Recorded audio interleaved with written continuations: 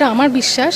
তোমার বিদ্যা কিন্তু তোমার পরিচয় না, তোমার ব্যবহার, তোমার শিক্ষাটা ভেতর থেকে কি সেইটা হচ্ছে তোমার পরিচয়। দেব শুভশ্রী অবভিয়াসলি ওদের দুজনকে হেভি, আমি নিজে ওদের ওই জুটির ফ্যান, যেটা ভগবান যা করে মঙ্গলের জন্য। এটা ঠিক, আমরা সফট টার্গেট, যেহেতু আমরা পাবলিক ফিগার, আমাদেরকে নিয়ে টানা হয়। তারা ভালো থাকলেই ভালো, তাদের পার্সোনাল চয়েস, কি তাদের লাইফ তারা বুঝবে, এখানে নিয়ে বক্তব্য করে তো লাভ নেই। কোটি কোটি মানুষের মধ্যে কত রকম কিছু হচ্ছে সেগুলো তো মানুষ জানতে পারছে না। যেহেতু আমরা আর্টিস্ট, আমরা পাবলিক ফিগার, আমাদের লাইফটা নিয়ে আরো বেশি মানুষের চর্চা করতে ভালো লাগে। তো আমি মনে করি যার যেটা চয়েস, যে যেখানে ভালো থাকে, কারণ জীবন একটাই।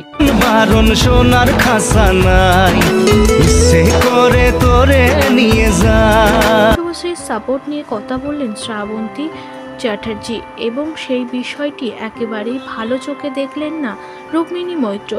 দেব শুভশ্রী নাকি গোপনে বিয়ে করেছে, আর এই বিষয়টিতে সমর্থন জানিয়েছে শ্রাবন্তী চ্যাটার্জি। তিনি জানিয়েছে জীবন একটাই, যার সাথে ভালো লাগে সে তো তার সাথেই থাকবে। আমরা পাবলিক ফিগার বলে আমাদেরকে নিয়ে এত চর্চা হয়, পৃথিবীতে কত জায়গায় কত কিছুই না হচ্ছে, কেউ তো দেখতে যায়। আমাদের নিয়ে মানুষ কথা বলতে ভালোবাসে।